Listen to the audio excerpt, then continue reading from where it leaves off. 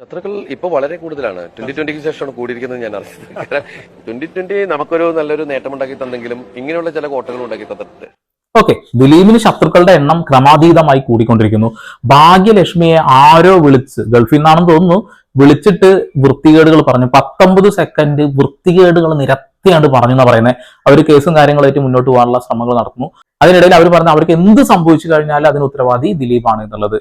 Okay, അവർ വിശ്വസിക്കുന്നത് വെച്ചിട്ടുണ്ടെങ്കിൽ കോടതി പറയുന്നതൊക്കെ നുണയാണ് എന്നും കോടതി വിധിയൊക്കെ തെറ്റാണെന്നും ദിലീപ് കുറ്റക്കാരനാണ് എന്നുള്ളത്. അവരുടെ കയ്യിൽ എന്ത് തെളിവാണുള്ളതെന്ന് എനിക്കറിയില്ല. എന്തെങ്കിലും തെളിവുണ്ടെങ്കിൽ അത് കോടതിയിൽ സമർപ്പിക്കണം കേട്ടോ. പിന്നെ നിരന്തരമായി ദിലീപ് കുറ്റക്കാരനാണെന്ന് വിശ്വസിക്കുന്ന ഒരു കൂട്ടം സാധാരണക്കാരുണ്ട്. മാധ്യമങ്ങൾ തുടക്കം മുതൽ കൊടുത്ത വാർത്തകൾ കേട്ടുകൊണ്ട് മനസ്സിനകത്ത് കയറിയിരിക്കുന്നതാണ്. അവരുടെ കയ്യിൽ എന്തെങ്കിലും തെളിവുണ്ടെങ്കിൽ ദയവ് ചെയ്തത് കോടതിയിൽ കൊടുക്കുക. വെറുതെ നാക്കുകൊണ്ടൊന്നും പറഞ്ഞിട്ട് കാര്യമില്ല. കോടതിക്ക് വേണ്ട തെളിവാണെന്നുള്ളതാണ്. ഇവിടെ തെളിവില്ലാത്തതിന് ഭാഗമായിട്ട് അദ്ദേഹത്തിന് വെറുതെ വിടുന്നു. ഒരു തരത്തിലുള്ള തെളിവുകളും സമർപ്പിക്കാൻ കഴിഞ്ഞിട്ടില്ല എന്നുള്ളതാണ്. അതിനിടയിൽ അതിജീവിത രംഗത്ത് വന്നിട്ടുണ്ട്. ഈ അതിജീവിത പറയുന്ന കാര്യങ്ങൾ നേരിട്ട് പോസ്റ്റായിട്ട് ഷെയർ ചെയ്യാൻ പോലും പാടില്ല എന്നുള്ളതാണ് നിയമം. അത് ആർക്കും അറിയില്ല തോന്നുന്നു. ഭാഗ്യലക്ഷ്മി അടക്കം നിരന്തരമായിട്ട് പോസ്റ്റുകൾ ഷെയർ ചെയ്യുന്നുണ്ട്. ഈ നടിയുടെ പേര് പറയുന്നുണ്ട്, ഫോട്ടോ വെക്കുന്നുണ്ട്. തെറ്റാണത്. അവരുടെ ഐഡന്റിറ്റി വെളിപ്പാക്കുന്ന ഒരു തരത്തിലുള്ള ഒരു കാര്യം ചെയ്യരുത് എന്നുള്ളതാണ്. പക്ഷെ എന്ത് ചെയ്യാനാണ് ആളുകൾ ഷെയർ ചെയ്യുന്നു. അവർ പറയുന്ന കാര്യം എത്രയേ ഉള്ളൂ. ഞാൻ പോസ്റ്റ് ഒന്നും ഇവിടെ കൊടുന്നില്ല. അവർ പറയുന്നത് ജീവിക്കാൻ അനുവദിക്കും എന്നുള്ളതാണ്. എനിക്ക് ഇങ്ങനെ ഒരു ദുരനുഭവം ഉണ്ടായപ്പോൾ ഞാനത് പരാതിപ്പെട്ടതാണോ എന്റെ തെറ്റ്, അല്ലെങ്കിൽ ഞാൻ മിണ്ടാതിരുന്നിരുന്നെങ്കിൽ നാളെ ഇതൊരു വീഡിയോ ആയിട്ട് പുറത്തു വരുമ്പോൾ അന്ന് നീ എന്തുകൊണ്ട് മിണ്ടിയില്ല എന്നുള്ള ചോദ്യം വരും എന്നുള്ള ഭയം കൊണ്ട് പരാതിപ്പെട്ട തെറ്റാണെന്നുള്ളതാണ്. തീർച്ചയായിട്ടും നിങ്ങൾ പരാതിപ്പെട്ടത് ഒരു തെറ്റുമല്ല എന്ന് തന്നെയാണ് ഞങ്ങൾ വിശ്വസിക്കുന്നത്. നിങ്ങളുടെ കൂടെ തന്നെയാണ് ഞങ്ങൾ എല്ലാവരും നിൽക്കുന്നത്. പക്ഷെ ഇവിടെ ഇപ്പൊ പലരും പല കഥകളും പറഞ്ഞു വരുമ്പോൾ നിങ്ങൾ തന്നെ രംഗത്തിറങ്ങിക്കൊണ്ട് ഇത് റീഓപ്പൺ ചെയ്തുകൊണ്ട് CBIനെ കൊണ്ട് അന്വേഷിപ്പിക്കാനുള്ള ഒരു ശ്രമം നടത്തുന്നതാണ് ഏറ്റവും നല്ലത് എനിക്ക് തോന്നുന്നു. അങ്ങനെയെങ്കിൽ നിങ്ങളൊക്കെ വിശ്വസിക്കുന്ന പോലെ വിധി പൂർണ്ണമായില്ല എന്ന് പറയുന്നില്ലേ, അതായത് ദിലീപിനെ ശിക്ഷിച്ചില്ല എന്നുള്ള ഭാഗ്യലക്ഷ്മിയൊക്കെ പറയുന്നത്. അങ്ങനെ ദിലീപിനെ ശിക്ഷിക്കണമെങ്കിൽ നിങ്ങളുടെ കയ്യിൽ അത്ര തെളിവുണ്ടെന്നുണ്ടെങ്കിൽ CBIനെ കൊണ്ട് അന്വേഷിപ്പിക്കാനുള്ള ശ്രമങ്ങൾ നിങ്ങൾ കൂടി നടത്തുക എന്നുള്ളതാണ്. ഓക്കെ, ഇവരുടെ സമൂഹ മാധ്യമത്തിൽ ഇട്ടിട്ട് നാണം കെടുത്തിയ വൃത്തികേടുകൾ പറഞ്ഞ ആളുകൾക്കെതിരെയാണ് ഇപ്പൊ കേസ് കൊടുത്തിട്ടുള്ളത്. ഓക്കെ, അങ്ങനെയാണെങ്കിൽ നിങ്ങളുടെ അഭിഭാഷകത്തെ പറഞ്ഞ പല വാക്കുകൾ നിങ്ങൾ കേട്ടില്ല എന്ന് ധരിക്കുന്നത് ശരിയാണോ? നിങ്ങൾ ആദ്യം ശരിക്കും കേസ് കൊടുക്കേണ്ടത് അവർക്കെതിരെയാണെന്നുള്ളതാണ്. ഞാൻ സോഷ്യൽ മീഡിയയിൽ കണ്ട ഒരു വീഡിയോ ആണ്. നിങ്ങളുടെ അഭിഭാഷക പറഞ്ഞ ഈ വാക്കൊന്ന് കേട്ട്. പിന്നെ ഇപ്പൊ ദിലീപ് റേപ്പ് ചെയ്താൽ പോലും ഇത്രയും പ്രശ്നം അവർക്ക് ഉണ്ടാവില്ല. അവരെക്കാൾ വളരെ യാതൊരു ദിലീപ് റേപ്പ് ചെയ്തപ്പോൾ ഇത്രമാത്രം പ്രശ്നങ്ങൾ ഉണ്ടാവില്ല എന്നൊക്കെ എന്ത് ഡയലോഗ് അടിക്കുന്നേ? ഞങ്ങളൊക്കെ അവളോടൊപ്പം ഒന്ന് നെഞ്ചിൽ കൈവച്ചുകൊണ്ടാണ് പറഞ്ഞിട്ടുള്ളത്. യഥാർത്ഥത്തിൽ അത് അങ്ങനെ തന്നെയാണെന്നുള്ളതാണ്. പക്ഷെ പല ആളുകളും പ്രഹസനാണ്. പല ആളുകൾ എന്തിനോ വേണ്ടിയിട്ട് സോഷ്യൽ മീഡിയയിൽ അല്ലെങ്കിൽ മെയിൻ സ്ട്രീം മീഡിയയിൽ ഇങ്ങനെ മുന്നിട്ട് നിൽക്കാൻ വേണ്ടി എന്നും ലീഡായി നിൽക്കാൻ വേണ്ടിയിട്ട് മനഃപൂർവ്വം കൂടെ നിൽക്കുന്നതാണെന്ന് എനിക്ക് തോന്നി പോകുന്നു എന്നുള്ളതാണ്. കാര്യമായിട്ട് പറയുകയാണ്. പല ആളുകൾ ആ രീതിയിൽ തന്നെയാണ് ഇത് എടുത്തിട്ടുള്ളത്. പല ആളുകൾക്കും ഇതിൽ ലക്ഷ്യം ദിലീപിനെ താഴ്ത്തിക്കെട്ടുന്നത് മാത്രമാണെന്നുള്ളതാണ്. ഇവിടെ കോടതി വിധിയെ നമ്മൾ ബഹുമാനിക്കുന്നു. കോടതി വിധിക്കെതിരെ നമുക്ക് സംസാരിക്കുക, കുഴപ്പമൊന്നുമില്ല. പക്ഷെ കോടതി കുറ്റക്കാരനല്ല എന്ന് പറയുന്ന ഒരാളെ കൊട്ടേഷൻ കൊടുത്ത് ഇത് ചെയ്യിച്ചത് ഇന്ന ആളാണ് എന്ന് പൊതുമധ്യത്തിൽ ഇങ്ങനെ നിരന്തരം പറഞ്ഞുകൊണ്ടിരിക്കുന്നത് വലിയ തെറ്റല്ലേ?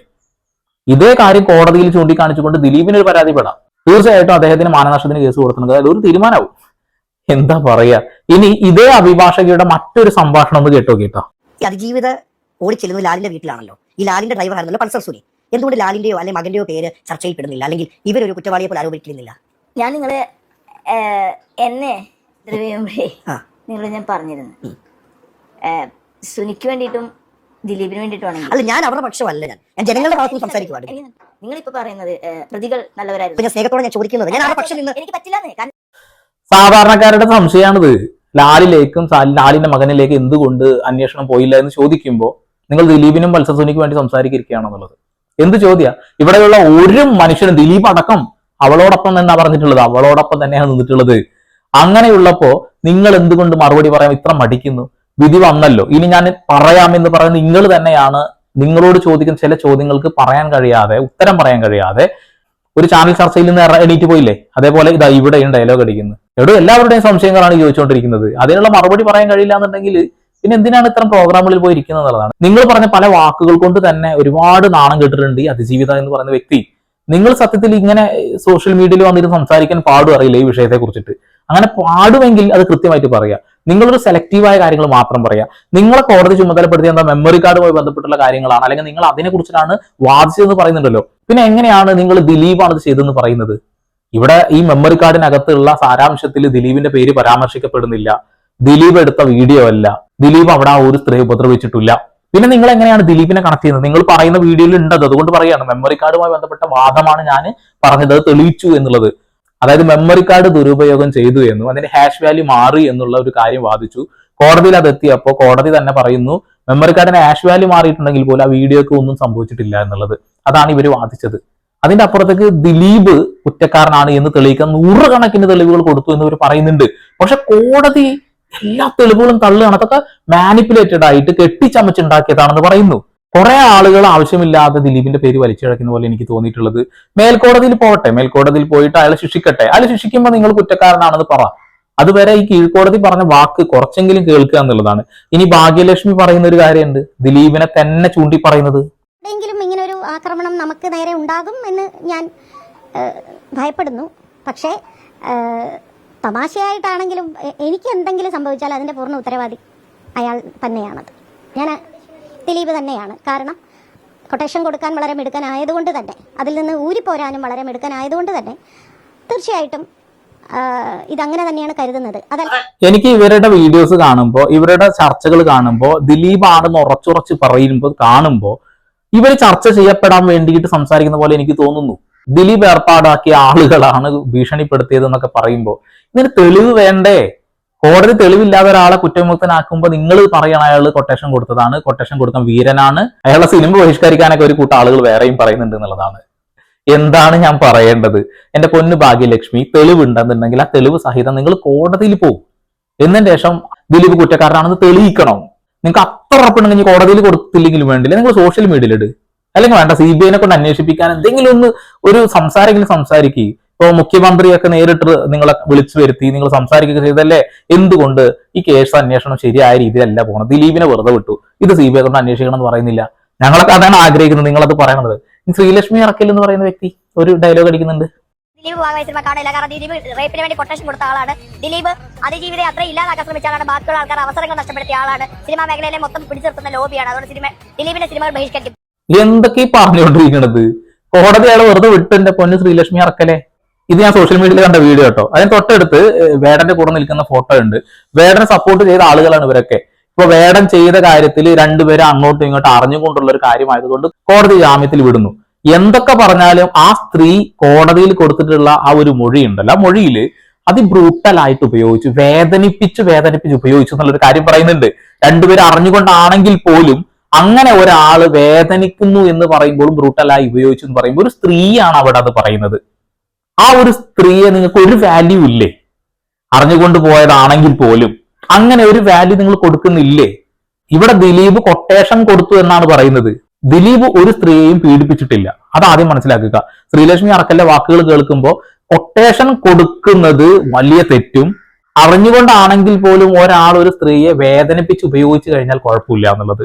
ഇതാണ് പറഞ്ഞത് ഇരട്ടത്താപ്പാണെന്നുള്ളത്. അവളോടൊപ്പം എന്ന് പറയുന്നത് കൃത്യമായ രീതിയിലല്ല എന്നുള്ളതാണ്. ഇനി വലിയൊരു സംശയം വീണ്ടും ഉയർന്നു വന്നിട്ടുണ്ട് എന്നുള്ളതാണ്. അത് ലാലുമായി ബന്ധപ്പെട്ടുള്ള ഒരു കാര്യമാണ്.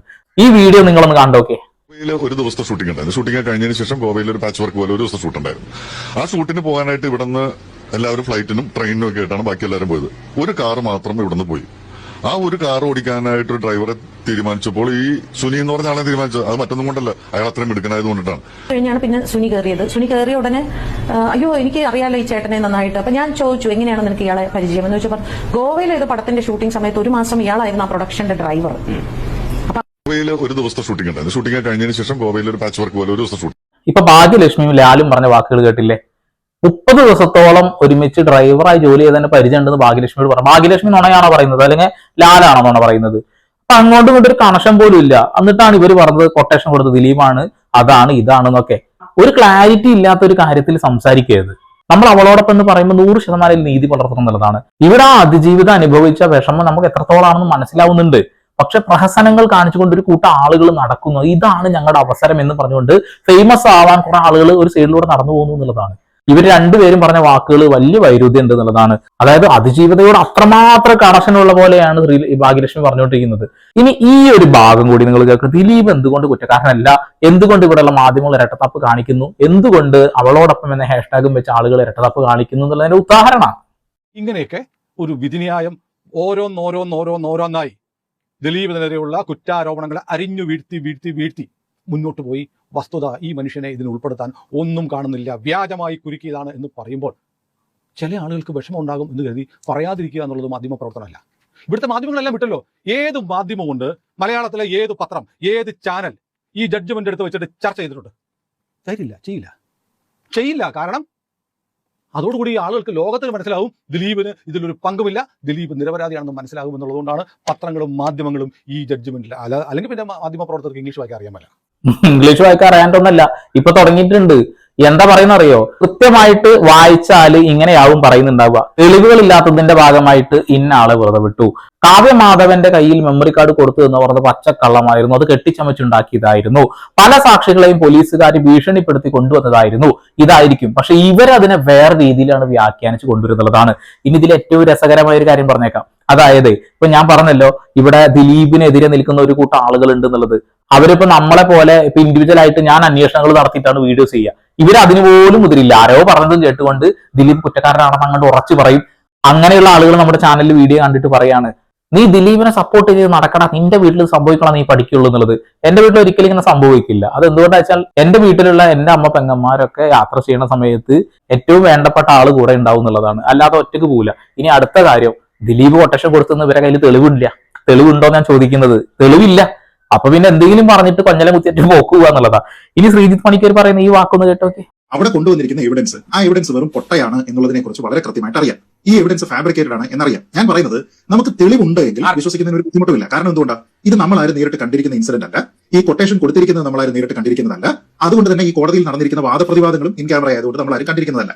അതുകൊണ്ട് കോടതി വിധിയിൽ കോടതി രണ്ട് പക്ഷത്തിലെയും നോക്കിയിട്ട് ഈ തെളിവുകൾ അപ്രീഷിയേറ്റ് ചെയ്തിട്ട് പറയുന്ന കാര്യങ്ങളെ മുൻവിധിയില്ലാതെ സമീപിക്കുക എന്നുള്ളതാണ് ഏറ്റവും നല്ല കാര്യം. ഒരു ചെറിയ ഉദാഹരണം വേണമെങ്കിൽ പറയാം. ഈ പൾസർ സുനിക്ക് ദിലീപുമായിട്ട് കണക്ഷൻ ഉണ്ടായിരുന്നു ആർക്കേഡിയ ഹോട്ടലിൽ താമസിച്ചിരുന്ന സമയത്ത് എന്ന് സ്ഥാപിക്കുന്നതിന് വേണ്ടി വന്നിരിക്കുന്ന ഒരു പുരുഷോത്തമനുണ്ട്. ഈ പുരുഷോത്തമൻ ആരാണ്? അദ്ദേഹം പറയുന്നത് മുകേഷിന്റെ മേക്കപ്പ് ആർട്ടിസ്റ്റ് ആണെന്നാണ് പറയുന്നത്. പക്ഷെ അവസാനം കോടതിയിൽ വന്നപ്പോഴത്തേക്ക് അദ്ദേഹം മേക്കപ്പ് അസിസ്റ്റന്റ് ആണ് എന്ന് മാറ്റിയിട്ടുണ്ട്. അത് അദ്ദേഹം പറയുന്നത് എന്താണ്? ഏഞ്ചൽ കിങ് ടൂറിസ്റ്റ് ഹോം എന്ന് പറയുന്നിട്ടുള്ള ഒരു സ്ഥലത്ത് പൾസർ സുനിയും ഇയാൾ ഒരുമിച്ചാണ് ഈ ഷൂട്ടിന്റെ സമയത്ത് താമസിച്ചിരുന്നത് എന്നാണ്.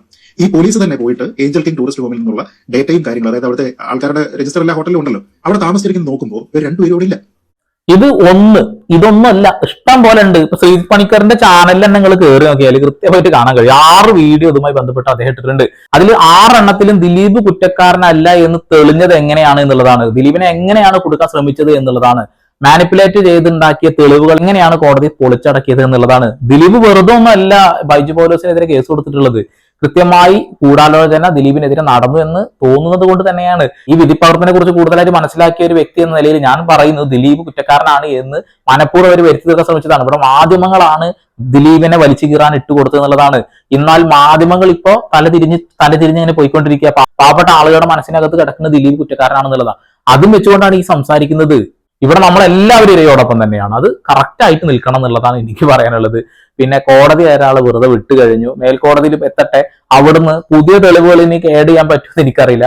ഇനി ഉണ്ടെങ്കിൽ തന്നെ അയാൾ ഇനി മേൽക്കോടതി കുറ്റക്കാരനാണെന്ന് പറഞ്ഞ് ശിക്ഷിക്കുന്നത് വരെ നിങ്ങൾക്ക് അയാൾ കുറ്റക്കാരനാണെന്ന് പറയാൻ യാതൊരു റൈറ്റും ഇല്ല. അയാൾ കൊട്ടേഷൻ കൊടുത്ത് ഗൂഢാലോചന നടത്തിയെന്നൊക്കെ എന്തിന്റെ അടിസ്ഥാനത്തിലാണാവോ ഭാഗ്യലക്ഷ്മിയും ഈ അറക്കലൊക്കെ പറഞ്ഞുകൊണ്ടിരിക്കുന്നത്? ഈ ഭാഗ്യലക്ഷ്മിക്കെതിരെ തന്നെ വേറൊരു കേസുണ്ട്. ഞങ്ങൾ ഇത് ചോദിക്കാൻ അയാളുടെ അടുത്ത് പോയി, അയാളെ കൊണ്ട് ഞങ്ങൾ മാപ്പ് പറയിച്ചു, അയാളുടെ അത് ഡിലീറ്റ് ചെയ്യാൻ പറഞ്ഞു. ഞങ്ങൾ അയാളുടെ ലാപ്ടോപ്പും മൊബൈലും എടുത്തുകൊണ്ട് വന്ന് പോലീസിന് ഹാൻഡ് ഓവർ ചെയ്യാൻ പോകുന്നു. ഭാഗ്യലക്ഷ്മിയും മറ്റ് 2 ആക്ടിവിസ്റ്റുകളും ചേർന്ന് കൈകാര്യം ചെയ്തിരുന്നു. അവർക്കെതിരെ, അതായത് ഭാഗ്യലക്ഷ്മിക്കെതിരെ ഇപ്പോൾ പോലീസ് കേസെടുത്തിരിക്കുകയാണ്. മർദ്ദനമേറ്റ വിജയ് പി നായർ നൽകിയ പരാതിയിലാണ് കേസ്. ഇവരെ സമൂഹ മാധ്യമങ്ങളിൽ വെച്ചുകൊണ്ട് വൃത്തികേട് പറഞ്ഞ ഒരു വ്യക്തിയുടെ തലയിൽ പോയിട്ട് കരിയോയിൽ ഒഴിച്ചു, അവരുടെ മൊബൈൽ ഫോണോ ലാപ്ടോപ്പൊക്കെ അവിടുന്ന് കട്ടുകൊണ്ടുപോയി എന്ന രീതിയിലാണ് കേസ് കൊടുത്തിട്ടുള്ളത്. അതെന്തായോ എന്ന് എനിക്കൊരു പിടുത്തമില്ല. അതായത് ആ മനുഷ്യൻ ചെയ്തത് വൃത്തികെട്ട ഒരു കാര്യം തന്നെയാണ്. അതായത് വൃത്തികേടുകൾ സോഷ്യൽ മീഡിയയിൽ ഇരുന്നു കൊണ്ട് പറയാന്ന് പറഞ്ഞിട്ടുണ്ടെങ്കിൽ തെറ്റാണ്. പക്ഷെ ഇവർ അവിടെ പോയിട്ട് നിയമം കയ്യിലെടുത്ത് അയാളെ ഉപദ്രവിക്കുന്നത് എത്ര വലിയ തെറ്റാണല്ലേ? ഓക്കെ, അങ്ങനെ ഒരു കേസ് കൊടുത്തിട്ടുണ്ടായിരുന്നു. അത് എന്തായെന്ന് അറിയില്ല. ആളും കൊടുത്തിട്ടുണ്ടായിരുന്നു, ഇവരും കൊടുത്തിട്ടുണ്ടായിരുന്നു. കേസ് ഇനി തള്ളിപ്പോയ ആവോ. ഓക്കെ, അപ്പോ ശ്രീലക്ഷ്മി അറക്കലും ഭാഗ്യലക്ഷ്മിയും അതേപോലെ ഒരു കൂട്ടം ആളുകളും ദിലീപ് കുറ്റക്കാരനാണെന്ന് അങ്ങോട്ട് തീരുമാനിച്ചിട്ടുണ്ട്. ഇവരുടെ കയ്യിൽ തെളിവുണ്ടെങ്കിൽ നേരെ കോടതിയിൽ കൊടുക്കുക, അതാണ് ചെയ്യേണ്ടത്.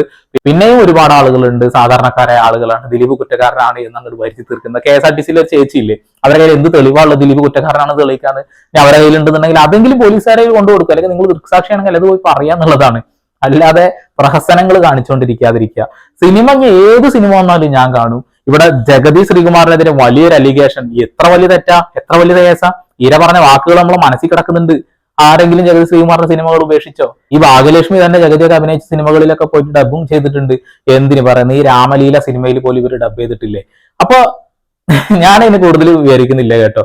ശരിയായ രീതിയിൽ അന്വേഷണം പോയിട്ടില്ല എന്ന് ഇപ്പൊ വിധിന്യായം വായിക്കുമ്പോൾ തന്നെ എല്ലാവർക്കും മനസ്സിലായിട്ടുണ്ട്.